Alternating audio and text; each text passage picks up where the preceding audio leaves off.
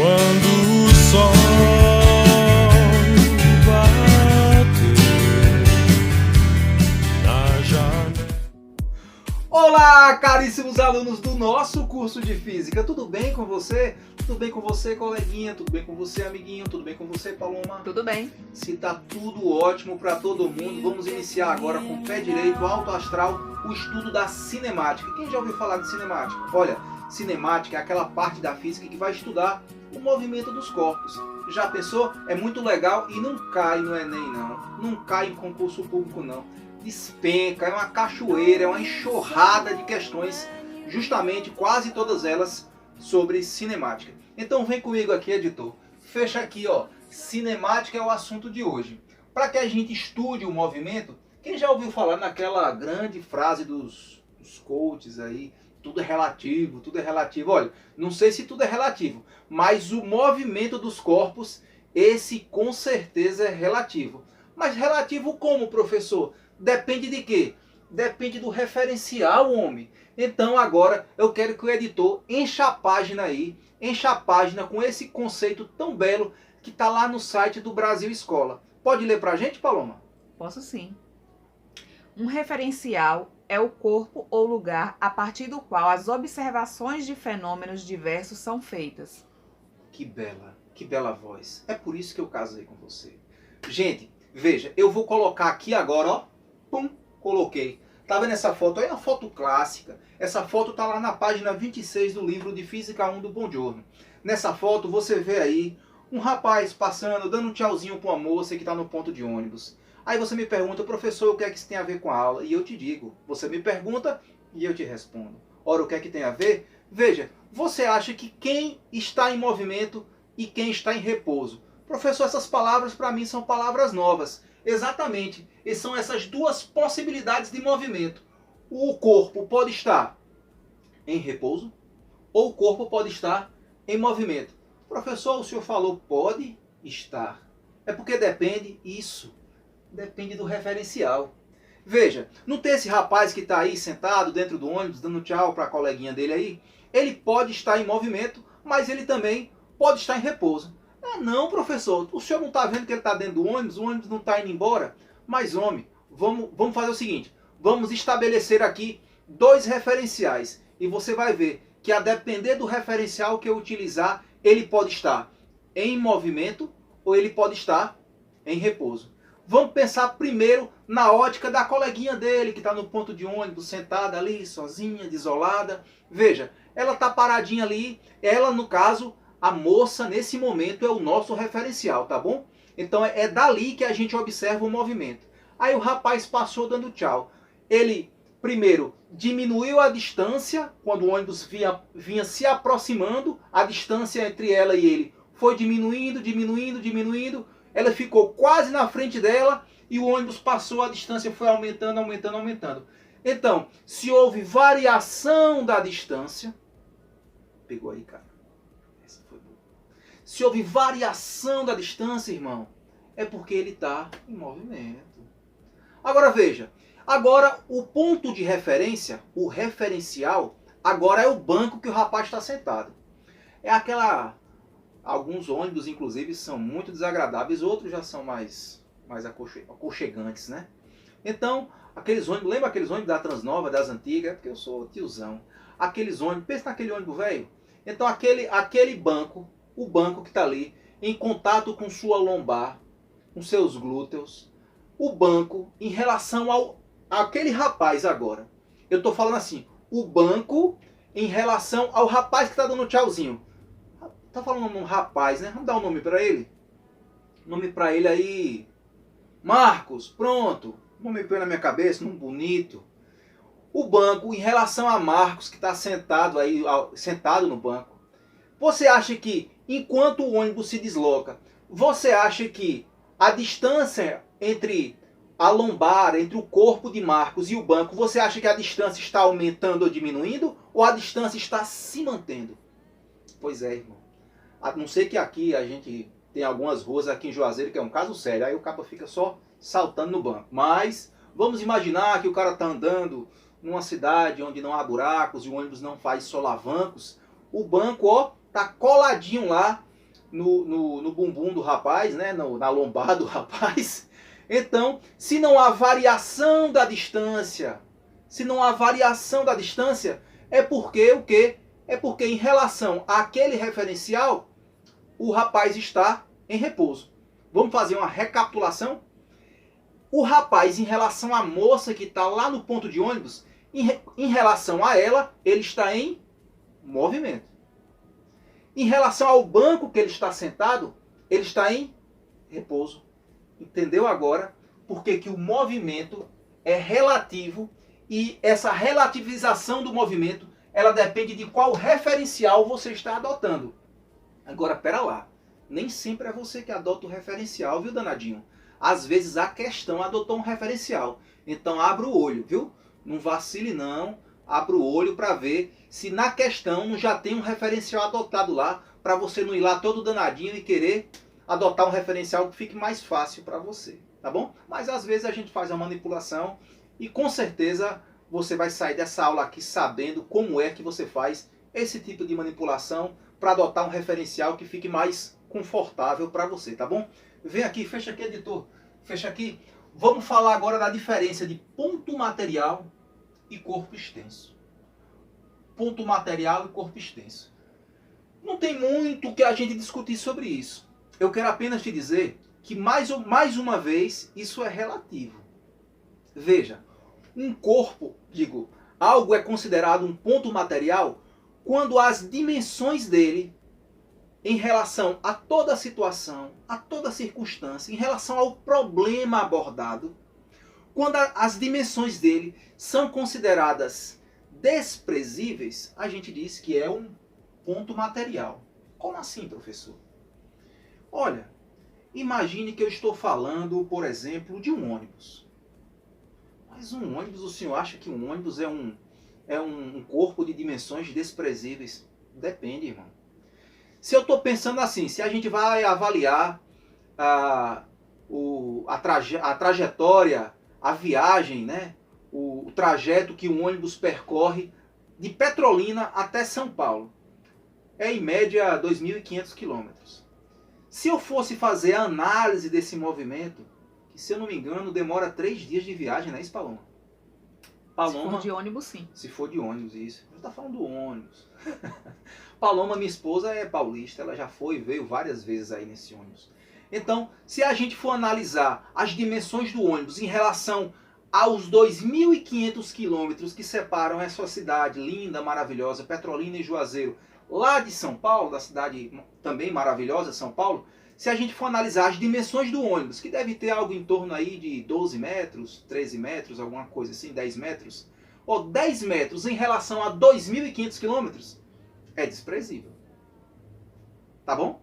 Agora, professor, agora o senhor me deixou realmente o ônibus, as dimensões dele são desprezíveis. Mas espera lá.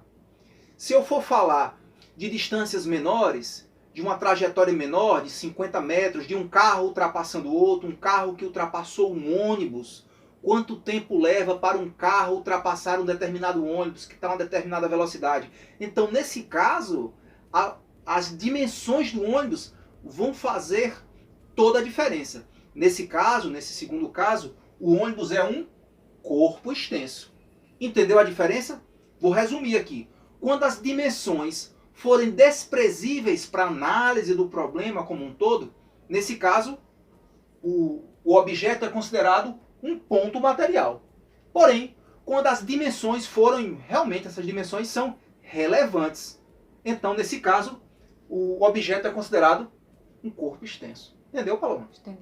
Maravilha, né? Vem cá, editor. Fecha aqui agora. Fechou, editor? Maravilha. Agora pode abrir o quadro aí, ó. Observa que belíssima obra de arte nós fizemos aqui para que você entendesse o conceito de trajetória. Antes da gente abordar aqui a figura, vamos ver o conceito lá do nosso livro, na página 28, que diz o seguinte: chamamos trajetória de um ponto material em movimento a linha geométrica que interliga todas as posições pelas quais ele passa. Leu muito rápido, professor. Leia devagar, você não está vendendo banana na feira, não. Calma aí, meu irmão. Vou ler de novo. Chamamos trajetória de um ponto material em movimento a linha geométrica que interliga todas as posições pelas quais ele passa. é a linha geométrica que interliga todas as posições pelas quais esse ponto, o objeto, passa. O objeto está em movimento, aí passa, tá bom? Agora vem cá. Tá vendo o que está escrito do lado de trajetória? Relativa. Oxe, professor, a trajetória também é relativa? Conversa. É, amigo velho. E para te dizer isso, para te dar essa notícia que a trajetória também é relativa, nós fizemos aqui uma simulação de uma coisa que você já deve ter visto diversas vezes nas revistinhas da Mônica. Cebolinha pegando o coelho de Mônica. Lembra o coelho de Mônica, Sansão, aquele coelhinho azul? Cebolinha geralmente pega, sem ela ver, é claro, e sai fazendo algazarra com o coelhinho. Cebolinha dessa vez pegou lá, montou em sua bicicleta, uma Monarch barra circular, saiu a de pau, jogando para cima para pirraçar a Mônica. Para dizer, olha, você não me pega. Jogou o coelhinho para cima. E ele é um rapaz muito habilidoso. No tempo 1 aqui ele jogou, o coelhinho subiu, ele continuou pedalando, lá na frente caiu na mão dele. Isso foi o que aconteceu. Mas será que essa trajetória do coelhinho, essa trajetória que o coelhinho saiu da mão de Cebolinha, ó, subiu, e Cebolinha continuou pedalando. E o coelhinho subiu, depois desceu. Essa trajetória, será que ela tem o mesmo desenho de todas as maneiras? Se você olhar no referencial em um ponto, em outro ponto, será que essa trajetória não muda se a gente mudar o referencial? Eu já vou adiantar que muda. Veja, vem cá. Imagina que Mônica está atrás de Cebolinha, exatamente atrás. Como é que você acha que ela viu a trajetória do coelhinho dela? Ela viu Cebolinha de costa e só o coelhinho fazer assim, ó, sair da mão dele e voltar. Não é verdade? A trajetória seria apenas um segmento de reta. Beleza? É mesmo, professor. Oxe, e se Mônica estivesse aqui, ó, onde você está aí na sua casa? Como é que ela veria essa trajetória? Ela veria uma trajetória parabólica. Um movimento composto. De que maneira? Por que, professor, composto?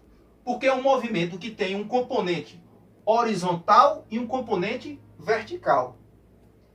O coelhinho tanto vai para frente, como vai para cima e para baixo. Entendeu? É o que a gente vai conhecer como um movimento oblíquo. Mas não hoje. Isso vai nas próximas aulas. Beleza? Então, se tivesse aí na sua casa, Mônica veria Cebolinha pirraçando ela, ó, jogando Sansão num movimento oblíquo, formando uma parábola. A gente vai ver isso depois. Mas se Mônica tivesse no seu helicóptero particular, olhando lá de cima, ela ia ver aqueles 5 fiozinhos de cabelo de Cebolinha passando, ó, e o coelhinho subindo. Ela ia ver o quê? Só uma reta também. Ela ia ver, ela nem ia perceber que o coelhinho subiu e desceu. Ela só ia ver o componente horizontal. Ela só ia ver o deslocamento horizontal. Ela não ia ver o deslocamento vertical, de lá de cima, certo? Ela só ia ver uma linha reta do coelho. Então veja, se ela estivesse exatamente atrás, ela ia ver apenas o componente vertical do deslocamento, digo, da trajetória. Se ela estivesse exatamente em cima, ela ia ver apenas o componente horizontal da trajetória. E se ela estivesse lateralizada aqui, ela iria ver esse movimento, essa trajetória composta, com um movimento horizontal e um movimento vertical. Entendeu como a trajetória também é relativa? Vem cá, editor. Fecha aqui agora. Vamos falar de posição. Maravilha. Agora pode abrir o quadro. Observem a quantidade de dados que a gente inseriu nesse exemplo para poder estudar a posição, ou em inglês, space. É por isso que aqui, no nosso exemplo, tem esse monte de S, ó. É porque nos livros de física a gente adota justamente a nomenclatura em inglês, space. Tá bom? Então, para a gente fazer uma pequena revisão, vamos lembrar aqui que a aula de hoje é sobre cinemática, os conceitos iniciais de cinemática. Cinemática é a área da física que estuda o movimento. Para a gente estudar o movimento dos corpos, é necessário adotar um referencial. Após adotado o referencial, a gente consegue descrever, desenhar a trajetória. A trajetória ela pode ser simples ou ela pode ser composta. Ela pode ser reta, ela pode ser oblíqua. Mas vamos por parte. Então, após adotada a trajetória, a gente consegue aí fazer o estudo da posição. Olha, para que a gente estude o movimento, é importante a gente entender que esse movimento ele está delimitado no intervalo de tempo. Nesse caso aqui, da traquinagem aí de Cebolinha, da algazarra, da pirraça de Cebolinha, ele está entre o tempo 1 e o tempo 5, certo? No tempo 1 o coelhinho estava na mão dele, lá no tempo 5 o coelhinho voltou para a mão dele. Então, no intervalo entre o tempo 1 e o tempo 5, o corpo percorreu uma trajetória. E em cada tempo desse, esse corpo tem uma posição, que é como se fosse um endereço, tá bom? Vem cá. Então, olhando para essa trajetória reta aqui, olha as posições aqui. Vamos estudar essas posições. No tempo 1, o coelhinho estava, segundo essa trajetória retilínea aqui, desse observador, nessa trajetória, ó, ele estava na posição 0. No tempo 2, segundo essa trajetória, ele estava na posição 1. No tempo 3, ele estava na posição 2. No tempo 4, ele volta para a posição 1. E no tempo 5, volta para a mão de Cebolinha, ó. Tá um pouco torto aí, mas dá para você entender. Que ele volta justamente para a posição 0. Então, estudando essa trajetória aqui, essa trajetória vertical, a gente consegue observar aí 3 posições. Interessante, né? Agora vamos estudar a trajetória horizontal do coelhinho, que Mônica tá vendo lá do seu helicóptero. Mônica não é gente como a gente não, a bicha é rica. Então veja só, olhando lá de cima, no tempo 1, o coelhinho estava na posição 0. No tempo 2, o coelhinho estava na posição 1 e a posição foi mudando até a posição 4, tá bom? Viu aí como é interessante? Veja que dependendo do referencial, o endereço, o sistema de coordenadas muda.